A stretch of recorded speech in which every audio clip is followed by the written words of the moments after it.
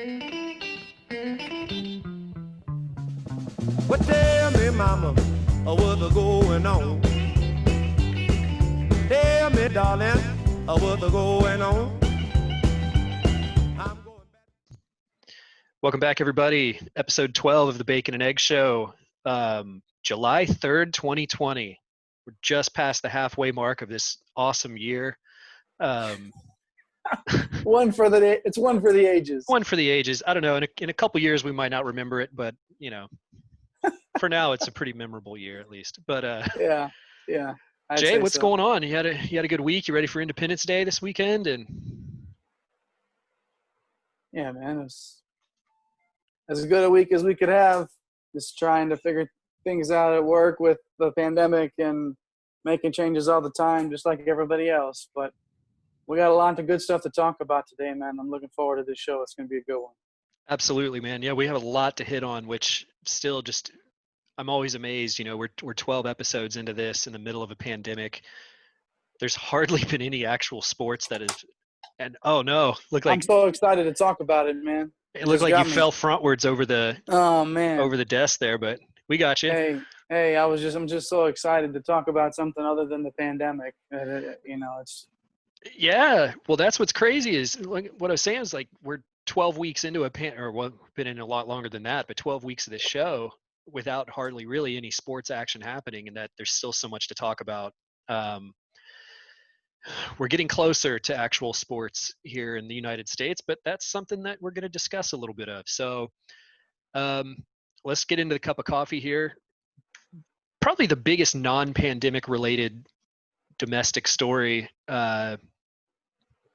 I guess you could argue this week, was Cam Newton signing with the New England Patriots. This is interesting because I know it was a few shows ago we had the question asking about the AFC East quarterbacks. Right. What does this do for you in terms of the whole picture with this? What are your thoughts? I think it's the same as it was when we discussed it a while back. At that time, I felt like if he came in, he'd be the best quarterback in the division. Yeah. I like Josh Allen a lot. I think he's going to continue to develop. I think his ceiling is not as high as you would like it to be for a quarterback, but he's definitely shown the skills to get lead Buffalo to some wins. And if he continues to develop, he plays with a chip on his shoulder. I think Allen has a chance to take the reins, as the best quarterback in the AFC East. But in terms of right now, showing up, I think Cam, in terms of if you talk about a ceiling versus a floor, I think Cam becomes the number one quarterback in the division with Allen right behind him.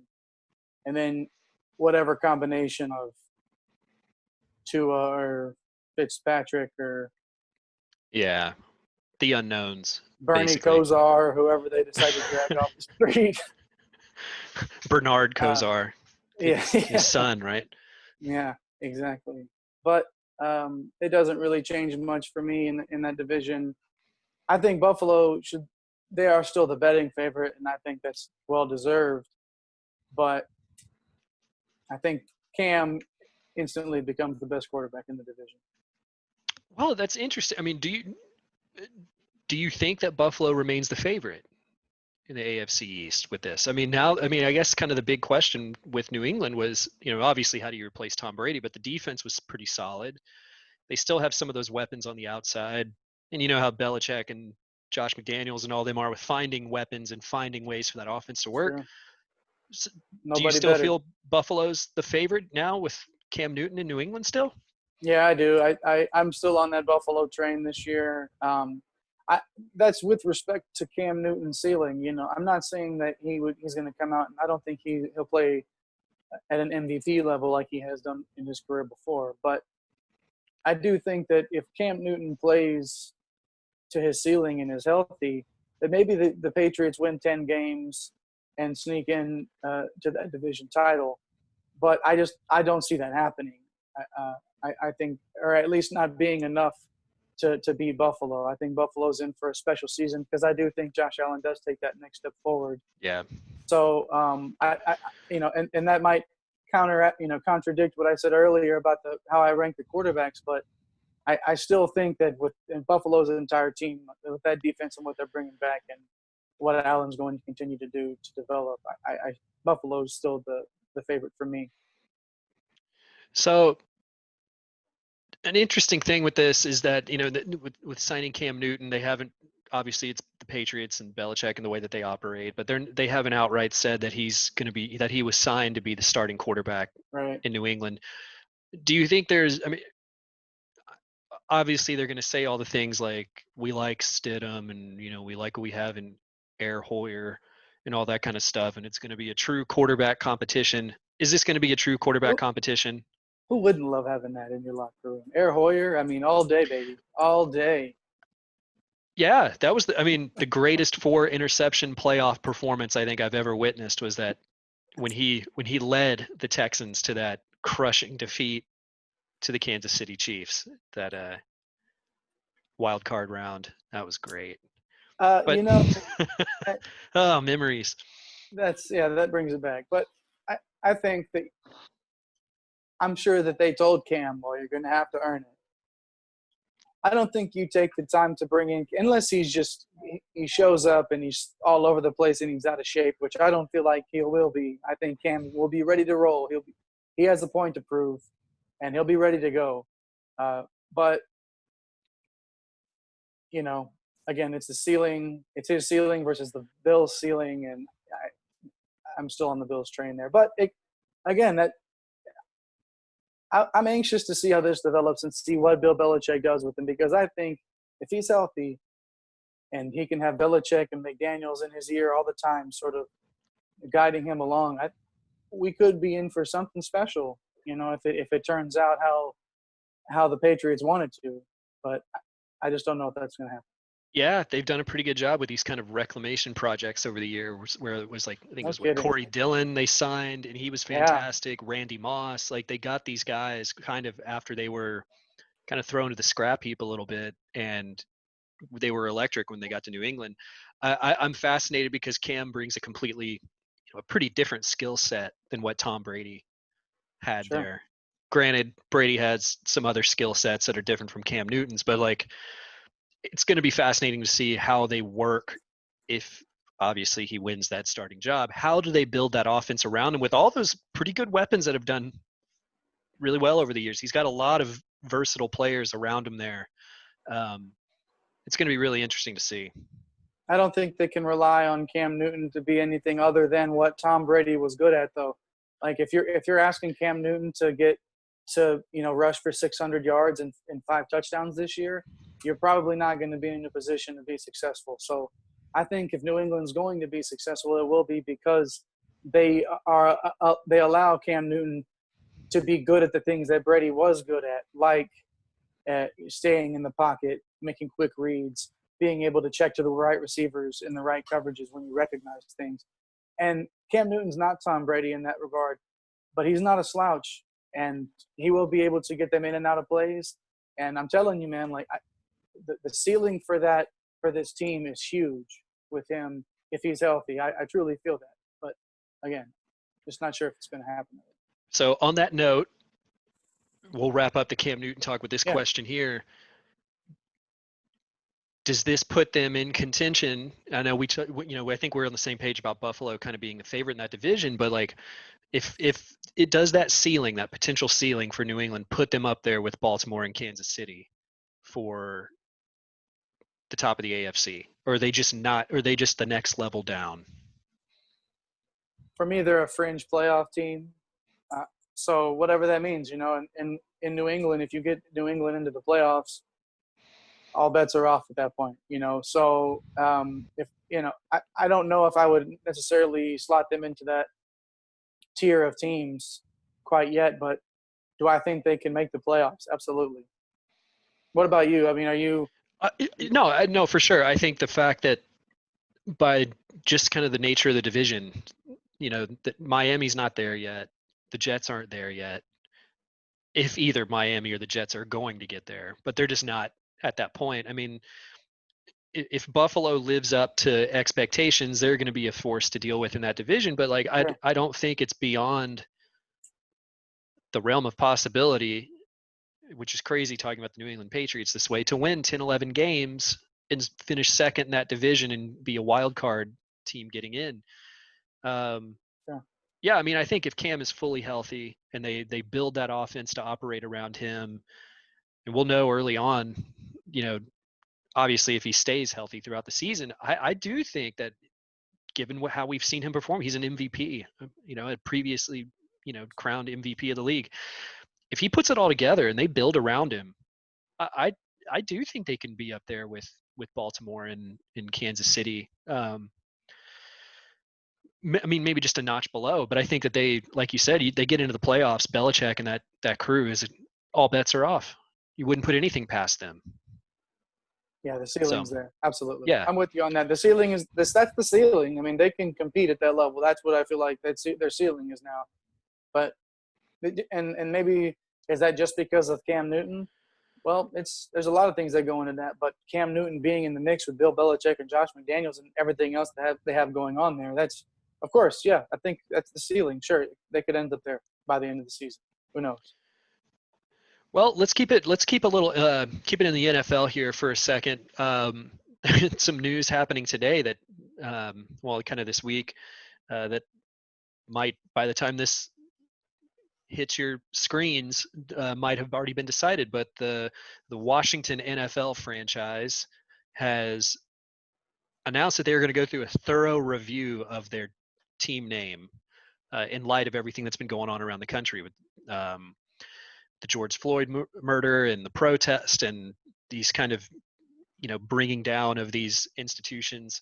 We're talking about the Washington Redskins, which for years and years and years have been talked about as a team. Like, they need to change the name. It's disrespectful. It's a slur.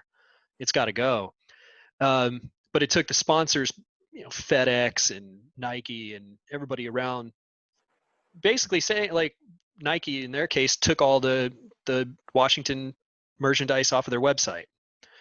FedEx putting the pressure on. They play at FedEx Field in Greater DC. Which I've heard nothing but awful things about.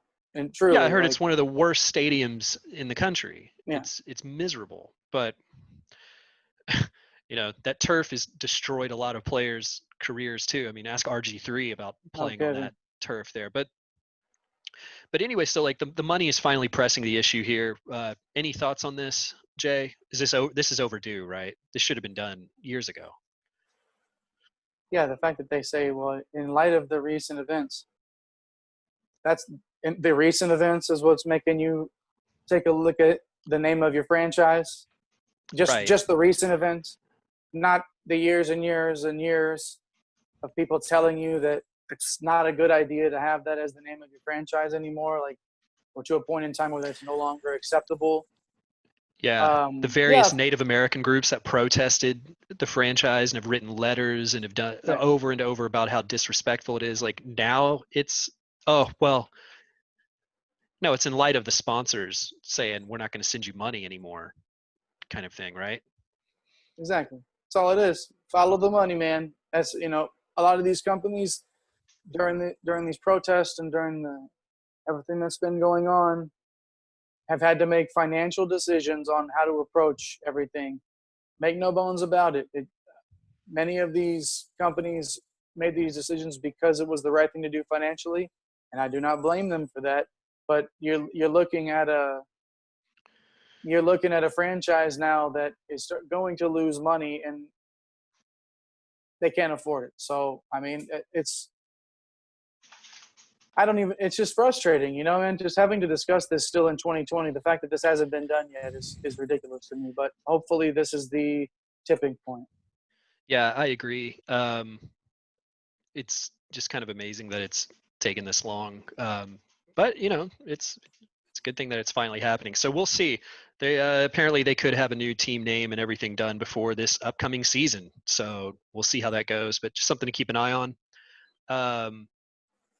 And obviously there are other sports franchises around the country that may be going through something similar, whether it's the Chicago Blackhawks in the NHL. The Cleveland Indians have had their own issues over the past decade or so that they're still grappling with the usage of certain logos and stuff like that. Chief Wahoo. Yeah, yeah. The Atlanta Braves had issues with the whole tomahawk chop thing and all. So it's we'll see. Maybe this is kind of the start of it, but yeah, it's interesting to watch. It's the Dan Snyder said, I think he said the last thing he'll ever do as owner would be to change the name of that franchise, and sure is making it going on a different tune now with sponsor money looking to dry up, but that's how it goes, I guess. That's how it goes. Exactly. Snyder is one of the, Dan Snyder, by all accounts, is one of the worst humans, like just the worst type of guy. And, I hope that this is what allows him to understand exactly what's going on and exactly, even if it doesn't give him any choice or if he doesn't understand, I don't care. Change the name, dude. Like, get rid of it. Yeah, just it's get over. it done. It's done. Well, let's switch gears a little bit here. Here in the cup of coffee, let's get into Arsenal this week. This is, I know you watched the Norwich match the other day, 4-0 victory. For those that don't know, Norwich is the absolute bottom of the league. They're going to be relegated. It's just not official yet, and they're terrible. But this is the kind of match that Arsenal would kind of traditionally struggle with a little bit. A team that they should put away. They kind of let them hang around a little bit. I know it's maybe it's fresh in the mind, but this was one of the more impressive matches from Arsenal since Arteta has took over, right? I mean, it just looked different. They needed it.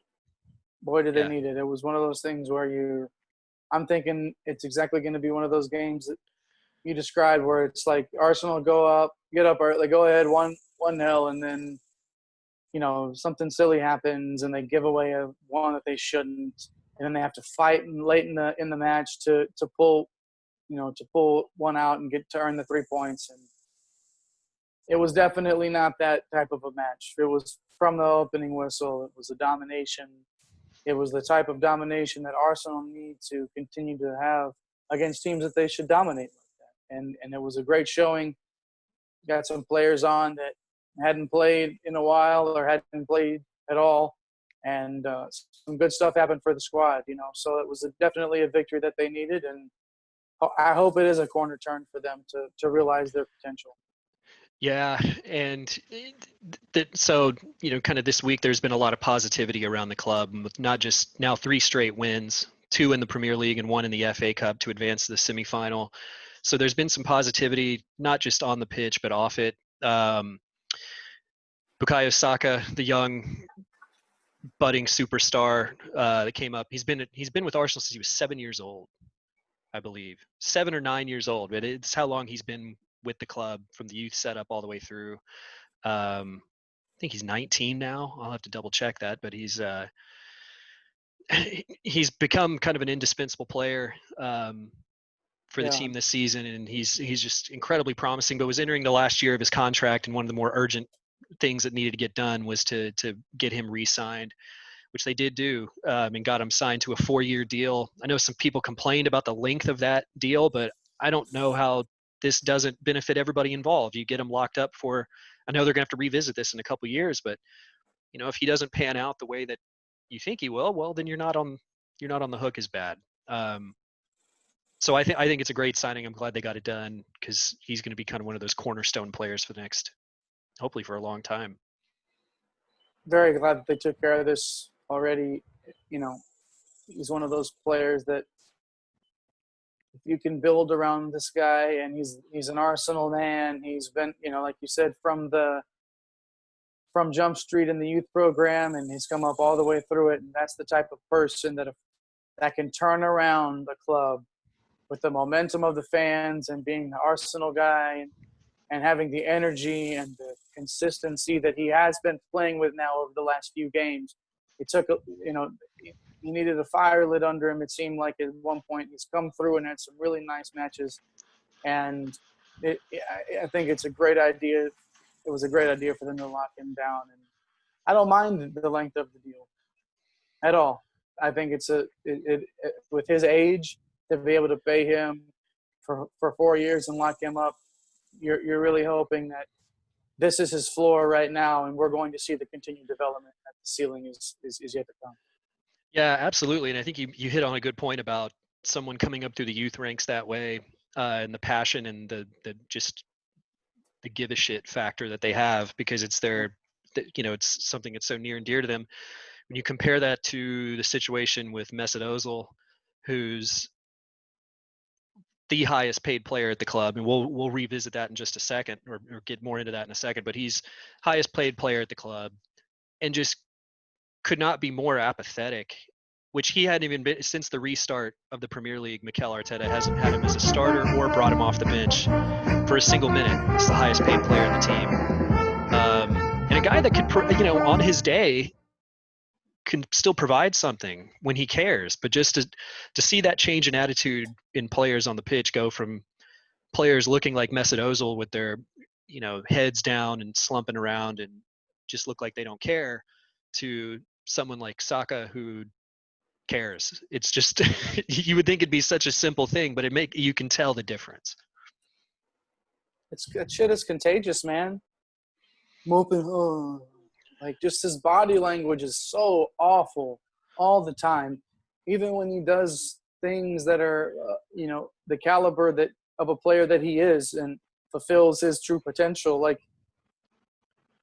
okay. It's just sulks around. Like, these players that are on this team, they're looking to you for a spark. They're looking to you to set an example, and you're not doing that. And I wouldn't even want him on the bench if I was Arteta, because why? You're not going to play him, so don't even dress him. Pay him to stay home. Chalk it up as a loss and move on, because it's not. Nobody benefits from him being around this club right now. And I held off on saying that about him as long as I could, because I wanted to give him a chance and to come back and show, okay, like, let's be a part of this. Let's build this back up now. He doesn't want to be there, so it's over for me, man. Keep him away from the club. Yeah, and I almost wonder on that, related to that, if Arteta just has him in the squad to basically make an example of, here's this high-paid player that is going to be on the bench today, but just look at how he acts. Look at how he sulks around the entire time, and this is why he's not going to get a minute. He's not going to come on as a sub in a 4-0 thrashing to even get, some conditioning work in. It's so I wonder how much of that is part of that, of Mikel Arteta just making an example of him. But and it's also, like, if it's almost like Arteta's like, okay, if you're not going to dress, if you're not even going to be down here, no, you're going to dress and you're going to sit down here and be a part of this team. I'm not going to play you, but you're going to sit there, because if you're not even dressed, then you can be up doing whatever you want, not having to even look like you're paying attention. No, you're going to sit there and watch while your team hopefully develops and continues to grow in spite of without you. Yeah, without you. Yeah. So, yeah. I mean, and Arteta, he was the guy from jump. He was the guy that I wanted. That I don't know if you felt as strongly as I did, but I know you were excited when we landed him. And he's the guy that I really believe can turn it around. And Ozil is just that. I don't want to, cancer. He's that serious of a threat to the stability of the locker room. Absolutely. And yeah, I was right there with you. He was my pick the first go round when Unai Emery was hired, which obviously didn't work out, which was a disaster. And he was my pick the second time around. It was to see the look on his face, as an assistant at Manchester City when they came in to the Emirates before the pandemic hit, and just embarrassingly stomped Arsenal. Like the score wasn't even indicative of how bad that was. But to see the look on Arteta's face on the opposite bench going like, what the hell happened here? He was a former player at Arsenal. And that's another layer of it, is that him and Mesut Ozil were teammates at the same time. Like they were both in the same team. So how much of that plays into, now he's the boss and kind of knows what Ozil's tendencies and his attitude and stuff is. But a lot of interesting layers to it. We'll get back to Mesut Ozil here in a second, because on the news of more of this contract stuff, in addition to Saka re-signing, Gabriel Martinelli re-signed today. That was some very welcome news, which wasn't expected. He signed last year, youth product out of Brazil that a lot of people figured would just kind of be a reserve team guy, part of, maybe not youth team setup, but a guy that wasn't going to see a lot of action given that you've got strikers like Pierre-Emerick Aubameyang, Alexander Lacazette, these guys. Martinelli's been great. I think his goal against Chelsea, where he ran the entire length of the pitch, might end up being the goal of the season for this club, which was huge for that moment for him to do that. But Mm-hmm. it sounds like it's a 4-year deal with an option for a 5th, and he's going to get a pretty significant pay raise with that as well. They're locking up these youth guys. He's another 21-year-old player that is already starting to make some noise by getting into the Brazil senior setup, and that's pretty impressive. Makes you believe that Arteta has a clear vision of the types of players that he wants on his club, and to sign these 2 youngsters to these what I would consider long-term deals in this day and age, to lock them down, and then to allow them, if they develop, both of these guys are getting out in what will probably be the primes of their careers. So lock them down for a while and see if these players can develop into what you think they can be and how they can help this team as they develop, and then deal with it later. But lock it down. I love what Arteta's doing right now with the club. Yeah, completely. And that brings me to the last point on contracts is that the big kind of remaining deal that's left out there for the club to do for players that may have expiring deals and all that stuff is Pierre-Emerick Aubameyang. He's the, I guess you could argue the best player in the club right now. I mean, Baron Leno, the goalkeeper, has been pretty damn impressive, but it's Aubameyang has been just amazing, and he's going to be entering the last year of his deal. And for those not aware of kind of how the contract situation works in world soccer and stuff like that, is that basically if you enter into the last year of your contract, a lot of players just see out the end of that deal. They don't re-sign a deal. They don't do anything, but the club then can lose that player for nothing. I mean, it's like losing a player in free agency in our sports here, in that you don't get anything for him. However, you can try to sell before the end of that and make significant money off of sending that player to another club.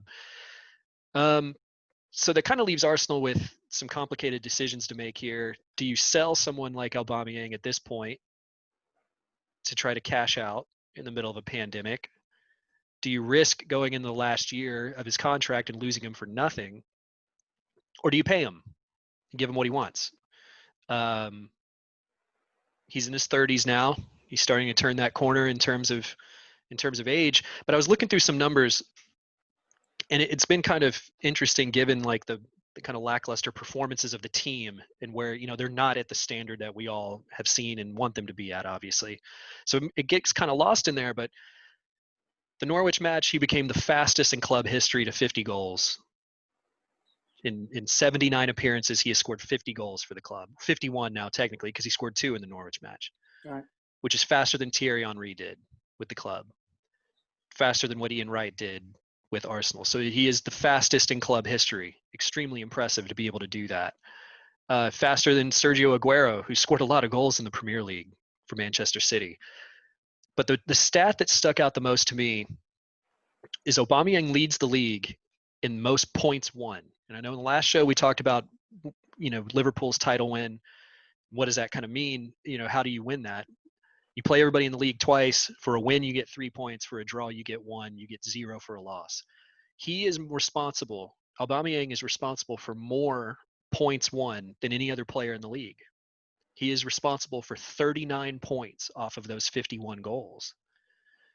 Meaning, so it's kind of a complicated stat because it doesn't mean that he's technically scored the most winning goals, but like, if you score the first goal in a 3-0 win, that's technically the winning goal, but Right. it doesn't really make a difference in whether you win the match or not. His goals make a difference. They come in big moments. They come when the team needs it most, and he is more responsible for more of those points than anybody else in the league. How do you can talk about replacing a player, he's in his 30s, sell the guy or let him walk for free and just go purchase another player to kind of replace him. How do you replace that? And to me, that's kind of changed my opinion on the whole situation.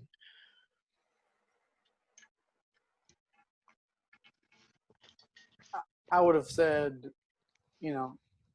before this season, probably would have been on the side of trying to sell him before all the pandemic hit. And just don't know what the market's going to be for anybody during this, during the next transfer window. And I think at this point you're almost forced to pay him, and I think that's actually the right move anyway. So whether you're being forced to do it because you wouldn't get a true value for him, you wouldn't receive the best value back for him monetarily, you sign the guy. I think you pay him, and because especially if he fits in with the rest of the locker room and he's the type of guy that you want to be around your club, which seems like he fits the mold there. So why wouldn't you pay him? And maybe he's there for the next 4 years, and when he's 35, he's passed the torch to Martinelli, Saka, or whoever the next guy is, and he's obviously that caliber of a player. So sign him, lock him down for a while, and Arteta can think about it. If he signs all these players, the type of guys that he wants around and can build around, and if they're his guys, I think he's the right coach to take Arsenal back to at least competing for Champions League spots every year, and then who knows. So my opinion is to sign him now and to make a run at it. Yeah, I agree. And Arteta has made it very clear the last weeks, months, however long it's been, how important Aubameyang is to the project at Arsenal for getting back up into the top four. And Aubameyang said it himself this week. He feels like things are starting to change and starting to head in a good direction. He likes what Arteta is doing, and I think he's starting to maybe see that, that the things are turning a corner a little bit. Today, and this is another thing that kind of came out today, apparently they've opened up discussions on that contract. That kind of dropped earlier today. Some reporters in Britain saying that kind of the starting negotiations are for a 3-year deal at about £250,000 a week. It's a fair bargain, to me, man. Like, that's very fair. To bring it back to Mesut Ozil, he's on £350,000 a week. 350 for that. What a waste. And you can get Aubameyang on a 3-year deal, get him till he's 34 years old for a third of it, really, or a third less than what Ozil's getting paid. If that's where the negotiations are starting, and if that's what Aubameyang and his representatives are bringing to the table, I don't know how Arteta and the board doesn't just say, "Sign, let's go, let's get this thing wrapped up, and let's continue to build this." And what a tone that sets in the locker room. It sends a clear message of the direction that the team is going, and that to me that would get me excited to be a player for that club. When you have a clear direction, the types of people that are going to be on the field for you, the types of leadership that you have in that locker room. Hector hasn't had maybe the best set of games since the return, but he's still that leader. He's still that vocal guy in the locker room. He plays a part in this club. You have guys that are starting to develop and play at a very high level, at least playing at a high level more consistently, and it's something to be excited about. I think if you can lock down Aubameyang, and I think it's the right move. Yeah, and we've seen what Arteta has done with Granit Xhaka, completely reclaimed that project there. A guy that went from being booed by the fans and giving them the bird and throwing the captain's armband as he gets subbed off to now being indispensable. He has to play every. He's in the every lineup. Match. Yep. And the same thing with Shkodran Mustafi, a guy that's been just criticized up and down, rightfully so, for his performances over the last few years. He's had some moments, but for the most part, he's been terrible. And he's again been just like with Saka, a guy that, if I'm filling out the team sheet, he's one of the first names that's going on because of that consistency. To see those guys do that, if you're a young player, is impressive. But to go to your point, to see someone like Aubameyang sign that contract, a truly world-class player, Yep. that if he doesn't sign the contract, has the Barcelonas, the Real Madrids, the Bayern Munichs, everybody clamoring for him. Yep.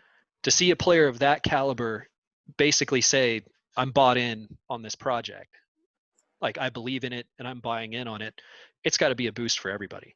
Probably the biggest boost that Mikel Arteta could ask for. Aubameyang wants to win. He wants to win soon. So to me, if he would sign a deal, it lets me know that he's all those things you said and more, ready to take Arsenal to the next level with Arteta and with the rest of the core of this team. So we'll see what happens, man. Hope they pull it off. Yeah, and well, on that note, the season is going to be essentially decided over the next 2 weeks or so. Arsenal kind of had, I don't want to call it necessarily an easy run of games here recently, but to kind of get some momentum going, they play at Wolverhampton tomorrow, Wolves are ahead of Arsenal in the standings. That's an important matchup in terms of trying to get into Europe for next season.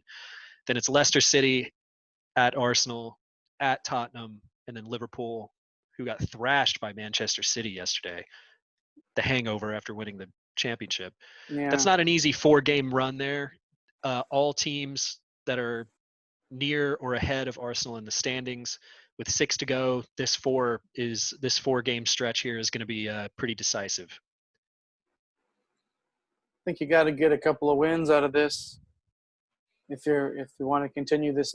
I think if you win 2 of those games and you don't get embarrassed in the other 2, whether that means you get a draw out of it or not, but you're competitive, I think that's going to be a good result to get through this 4-game stretch. I think they can pull it off. Wolves have been playing something Wolves have been playing at a higher level. Leicester's top 3. Spurs are always tough, even though they're Spurs. Have you ever seen them win the league, by the way? Nope. Yeah, me either. So, nope. And then I think it was on black and white TV the last time they did it. Yeah, so maybe it might have been over the radio. So they had, and then Liverpool also. Will they be playing full strength? Will they be getting some of the young guys out there? Will they be going for some of those records that we talked about last week on the show? Who knows what you're going to get? But I think you get a couple of wins out of there, get at least 6 points out of there, and you're competitive in the other 2. I think that's a good result for these 4 matches. Yeah, you've got 12 possible points out of those 4, and I think if they were to do something like 8 or 9 points out of that, would be fantastic. Oh, yeah. I think that would do a lot to keep Arsenal in the race for at least top 5 to get into the Europa League. I believe they're 6 points back of Wolves as it stands. So we'll know after tomorrow, is Arsenal within a 3-point leap of getting back into the top 5. So it's going to be exciting. It's not an easy run of games, but this is kind of what this. If I were Mikel Arteta, which I'm definitely not, this would be where I'm saying, everything that you've worked for, this is it. This season, this is part. If you can finish out strong here, get into one of the European tournaments for next season, it just makes the asking those players to buy in even easier. Yep, gonna be fun to watch, man, for sure. All right, well, a cup of coffee turned into a carafe, a jug. Turned into doing a research paper at Mozart's. Yeah, no kidding. A pot of coffee. Yeah, that's all right though. It was a good discussion. Things we needed to talk about there. Well, what do you think, Jay? You want to take a break here? You want to continue rolling on through? I'm good with rolling through if you're good. Yeah, let's do it. Let's get into Pandemic Weekly, which I think we should just name. I think just the rest of the show from here on out until this thing is over is just essentially going to be Pandemic Weekly. Why not? Jay, what do you got on the NFL news, pandemic-wise? I know we talked about Cam Newton and the Washington deal. What's going on with the pandemic and getting football going? Yeah, they're cutting the preseason in half, which to me doesn't bode well for when they start canceling these games, man, we talked about the Hall of Fame game getting canceled. They're cutting more preseason games, just making me feel more and more like this ain't gonna happen. It's just it's tough to make right now for me to even believe we're gonna get NFL games. This country doesn't seem to understand, doesn't seem to grasp the severity of this freaking pandemic that we're in right now. Maybe by August or September, maybe by that time that it rolls around, hopefully we can start to flatten this curve a little bit and maybe even drop. You know, we've done nothing but plateau at this point, and now we're on our way back up. So, I mean, I just don't think it's going to happen in this country. And Yeah, none of this. We talked Cam Newton earlier. He might not even play a snap for New England. that's a good. But yeah, that's a good point. He signed a 1-year deal. If there's no Yeah. season, he's probably not going to be ever wear the Patriot uniform in an actual game. Yeah. That's what you mentioned. You know, we get into August or September. In 1 week since we last recorded, we had the Hall of Fame game that you mentioned. We talked about that was canceled, and now half the preseason. Where are we at a week from here?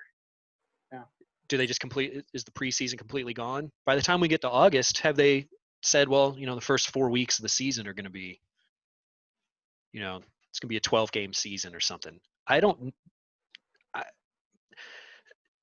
This is going to be a recurring theme, I think, as we go through the sports that we're about to discuss, the various leagues and everything. It's becoming more and more difficult for me to see an NFL season happening in the way that they want to have it, I guess, you know, but yeah. And even it would be a shame if we didn't have an NFL season, because our quarterback, our number four in your program, but number 1 in your hearts, Deshaun Watson, it's my quarterback.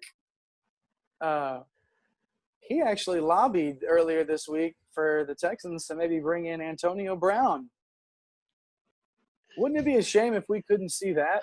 You know, I mean, have Antonio Brown on the field, whatever circus that may bring, you know, whatever that turns out to be. But that's must-see television for me if they can pull that off. that is, it's, God, it would be fascinating.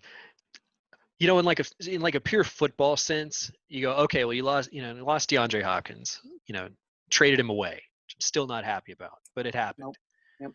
And I know they got Brandon Cooks and Randall Cobb and kind of, you know, Kenny Stills, and there's still some decent players there. And if you go, you know, you add Antonio Brown to that, that's probably a pretty solid wide receiver unit.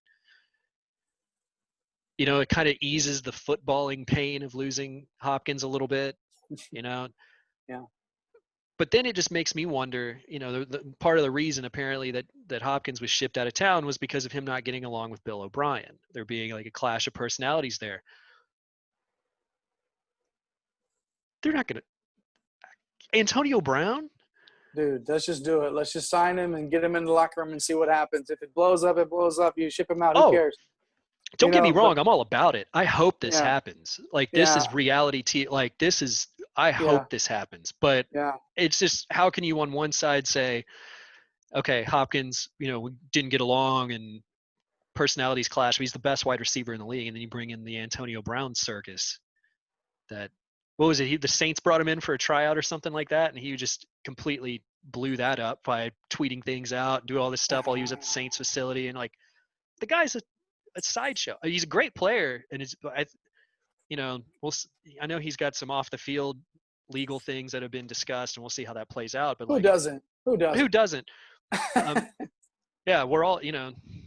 It's all just a matter of perspective, I guess. I don't want to. I shouldn't joke about some of the stuff that he's accused of. Yeah. And this stuff going on. But, you know, he's not. I'm not saying he's the best dude on the block, but to have him in the locker room and to have just the fact that Deshaun Watson is thinking about it, man, that kind of gets me a little excited to think about that connection possibly happening. But it's probably a long shot, like you said. We'll see. I did see Antonio Brown was running routes for Russell Wilson this week, so he might. If he can get his head right, man, like I hope Antonio Brown was one of those guys. You hope he got the help that he needed, because he seemed like he was in a pretty bad place for a little bit. So if he can get the help that he needed and he can show that he can be at least somewhat stable, you know, you got to think the guy didn't forget how to be a wide receiver. No, he's incredibly entertaining. So we'll see how that plays out. But yeah, that's, to me, that would be like, it's the most un-Texans of Texan signings potentially. So Yeah. we'll see how that goes. Yeah, in a mini "What Would Bill O'Brien Do" segment there, we can call it. I think we can probably safely say that Bill O'Brien would not make that signing, but we'll see. We'll see.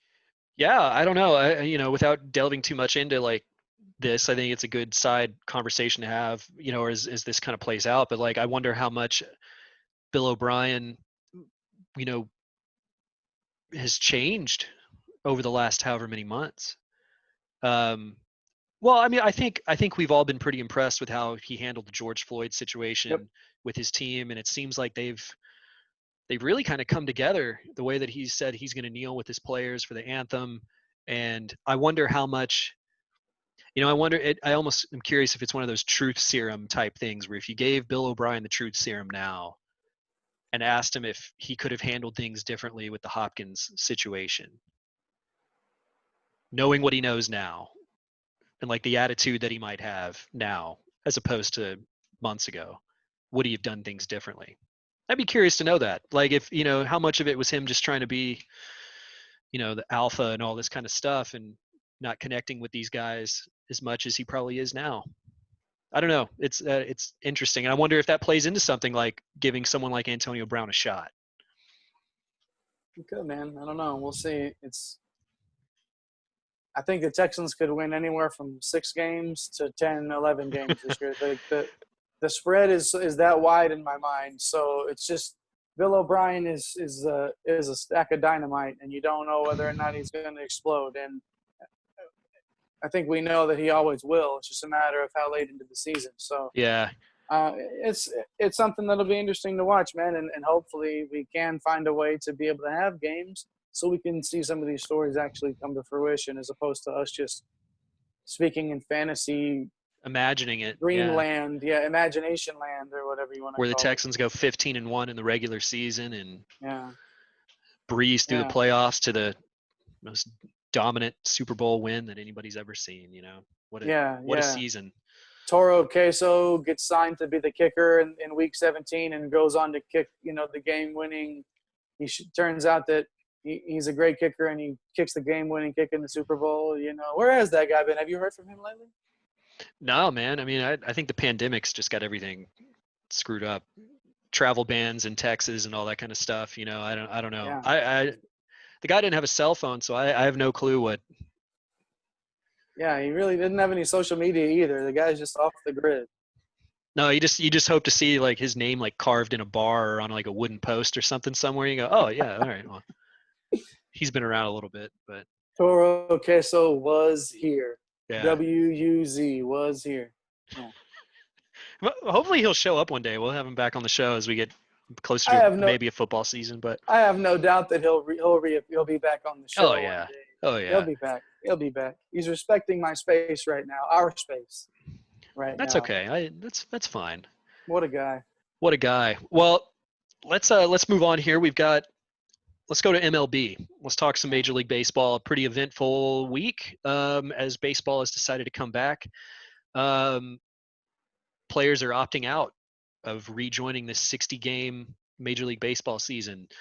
Ryan Zimmerman, Ian Desmond, Mike Leake, Joe Ross are some of the names that have opted out already. For whatever reasons, some it's, health, reasons, for family, stuff like that. Some, Ian Desmond's case was kind of that in term, like, and also from my understanding, with like social justice issues and things like that, and doesn't feel it's important coming back to play baseball. The name that another thing I saw mentioned earlier today, about an hour before we started recording today, was that Mike Trout, arguably the best player in Major League Baseball, Yep. and arguably the biggest superstar in Major League Baseball, Yep. still hasn't made up his mind. He has a pregnant wife. He has concerns about coronavirus being spread to his family and stuff like that. And he has not announced whether he's going to come back and play for the Angels this season. There's two things I see happening here that, well, for one, before we get to his manager's comments, for one, if someone like Mike Trout opts out of the season, what does that do? What does that do for you? I'm expecting big names to not play. Like I'm gonna watch no matter what the product is. I'm gonna have it on my television. But from a standpoint of just thinking of how it affects the game, it's a shame that we're going to have to go through a baseball season where we're not going to get to see the best players in the world all play the game that I know I love, and I think you love too, and a lot of people love. It's a shame that we're to this point. I'm not surprised that these players with either their own health issues or immediate family members that they're protecting, there's going to be more and more of this that'll happen. There'll be plenty of players that'll play. If there's a season, there will be enough players to play baseball. There just will be. But I don't know, man. Those aren't, the names that you mentioned that have already opted out. Those aren't like perennial all-star big names. But when you start even mentioning Mike Trout in the breath of not playing, it automatically turns up the dial. Yeah. He's the best player in the game, and he has been for a decade, and he will be for another 5 or 6 years. He's going to be considered one of the greatest players to ever play the game, period, bar none, hands down. I feel like if he didn't play another inning, he would already be in that conversation just in terms of one of the greatest talents to ever play. So when you start mentioning Mike Trout in that regard, it turns it up a notch for me. Absolutely. And does this change, let's say Trout does opt out, and he's not the only big name that opts out. Does this put any kind of asterisk on how this season ends for you?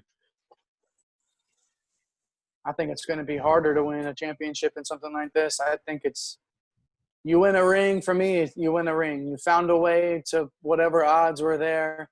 I mean, like if you have entire teams being wiped out, there's a different conversation to be had there. But if there's a season that's played all the way through, carried out with playoffs and a tournament, and it's played out to its fullest, I don't think you can put an asterisk on it. I think it's a championship in the form that you were presented. You play the games and the schedule that are put in front of you, and you win. If the Dodgers, none of the Dodgers can play this season, that's kind of a weird thing to think about. But the players that were there still had to play and win the title. So that's kind of where I am on that. Well, regardless, they'll still think that they should have that they should have won. The Dodgers, yeah, no kidding. Yeah, whether they'll probably give themselves their own rings or their city yeah, council. exactly. At this point, they in their minds they've won. They would have won like the last 4 World Series. Right. If that's the case. But yeah, but the city council would have some kind of proclamation. Yeah, saying that they were the champions for 2020 or whatever. Yeah, Astros cheated and the Red Sox cheated, and the Yankees cheated, and coronavirus cheated and took our best players away. And yeah, I mean, maybe all those things are true, but you didn't win, so I'm sorry. Kershaw would still find a way to choke, though. But that's he'd find a way to blow it. But so yeah, we need baseball to come back. This is the Clayton Kershaw in the regular season, Clayton Kershaw in the playoffs. Yeah. Hand in your head. Well, and that's so let me get to finish up on the Trout thing. His manager Joe Madden, who won a World Series with the Cubs and is now the LA Angels of Anaheim of Orange County manager. And his quote was, when asked about players that opt out, he said, "The person that opts out is the person who doesn't want to follow the protocols at any risk. If you in your heart of hearts don't believe you can do this, you're the person who should opt out." That's not really fair, right? No, it's not. Like, are we really? Is he really looking at someone like Mike Trout and saying, like, this is a guy that doesn't care and he won't follow the rules and he knows he won't follow the rules, so that's the kind of guy that he should opt out? And obviously, he's not saying the name, but we know when we're talking about the Angels, who is being discussed with opting out. Like, that's not fair. No, I don't think it's fair, but it's. Madden is one of those guys, like the guy that'll sit around and you want to have a glass of wine with him and just talk and listen to some of his stories. And sometimes some of those stories go off on some tangents, and then you kind of want to bring him back in. I think that's where we are at this point with Madden. He's sort of gone off on his old man tangent, and he's sort of, well, if you want to be here, you're going to be this kind of guy. And if you don't want to be here, then you're this kind of guy. Come on, man. Like, I know he's smarter than that. I don't think that's fair at all for him to talk. You know, even if he's not talking about Mike Trout, who cares? Like, I don't think that would Yeah. apply to any player. Yeah, players have families and health and all kinds of stuff. That's a concern here. So, Yeah. yeah, just found that interesting, and we'll see how that kind of plays out if his best player decides to sit out. But let's see what else we got going on in baseball. We got the commissioner. Oh man, Manfred came out and said that, guys, we were never going to play more than 60 games anyway in the season. And it's like, what's the point in telling us that now, A? And B, why couldn't you just come out and say, like, this is the plan, we're going to play 60 games? What's with all the posturing, man? Like, nobody benefited from that, from whatever stare down or quien es más macho that the Players Association and the owners in MLB had. You know, it was a pissing match, and now we all know it. We all know for a fact that it was a pissing match. Yeah, and all it did was piss people off. Yeah. That fans and everybody that was sitting there, we talked about it on here, going back and forth. Is there going to be a baseball season? What's the negotiation? Are they going to, the union and the league going to screw this thing up to where we don't have any season? Yep. When, yeah, then he just comes out, oh yeah, well that was always going to be the case. It's like, or 60 games, we were never going to do anything more than that. It's like, how much harm did you already do in the middle of these negotiations to just say that? Like, God, Manfred's useless, but. Yeah, and it's like when you're looking at Adam Silver, as in terms of commissioners, I think in our domestic leagues, I think you got Adam Silver, and then you got a whole bunch of people down below him. And I'm not saying Silver's perfect, but just in terms of how he's handled his league and how he's handled all of the situations that have come up throughout the years, not just this year, I think Silver is the guy that gets it the most, and then you just got a bunch of people that nobody trusts farther than they can throw them. So, I mean, you got guys. It's to the point now where we've heard about these sandlot games that players like Max Scherzer and Justin Verlander are putting on because they want to play some baseball and get going. You could have had this happening had you not screwed up these negotiations so poorly. Instead, these players, I think it's cool as shit. Like, and I hope that there's books written about this someday. These games that were played, these sandlot type games. But this could have been done. This could have been done under supervision, following health and safety standards. But instead, you pissed around, and nobody looks good now. Yeah. They just need to get back on the field, get this thing going, and hope that not too many of the big names opt out, so they can keep eyeballs on it, which we'll be watching. But you want the non-attached hardcore fan to tune in, and without all your superstars, that may not be the case. But yeah, who knows? Well, we'll continue on through. We'll kind of hit some quick points here on the pandemic stuff. We got so deep in our first segment in our cup of coffee. We're going to be kind of having to move through some of these a little faster than we should. I guess. Let's knock them out. No, we're good. Yeah. So we're let's talk about MLS real quick. Today is July 3rd. The MLS is Back tournament, not related or sponsored by our We're Back segment. Not in any form or fashion. That kicks off in 5 days. July 8th is when this World Cup style tournament is supposed to kick off. The teams are already in Orlando. FC Dallas had 6 players test positive. They're isolating the rest of the team.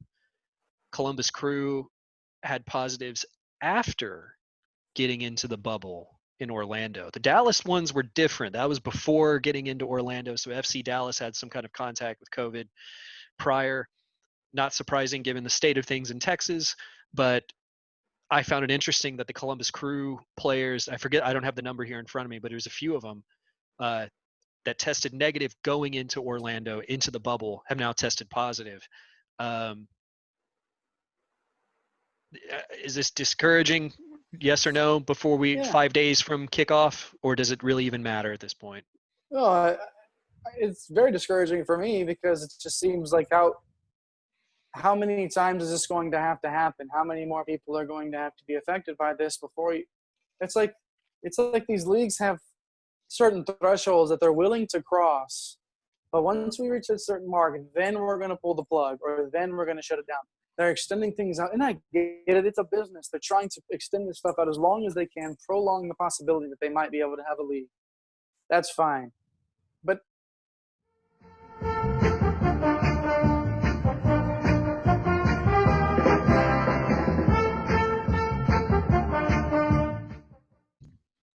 Welcome back, everybody. Sorry for the break there. We had a little technology issue that we're trying to address on top of just had a little dog issue here at the house that I got to take care of. So everything's well, but yeah, we just got to call it for this week. We still have plenty of stuff from this show that I'm sure will be relevant for next week's show, and we hope to bring that to you. Thanks everybody for hanging with us through these 12 shows. It's been a blast to do this, and we hope to bring y'all a lot more. Pandemic doesn't seem to be going away anytime soon, so I'm sure we'll have plenty more opportunity and plenty more content to bring to y'all. And everybody enjoy the 4th of July weekend, and be safe, wear a mask, and we'll see y'all next week. Thanks a lot, everybody. ATX representing Fatal, baby. All in 06 on a Saturday. Can the drippin' swagger swing now?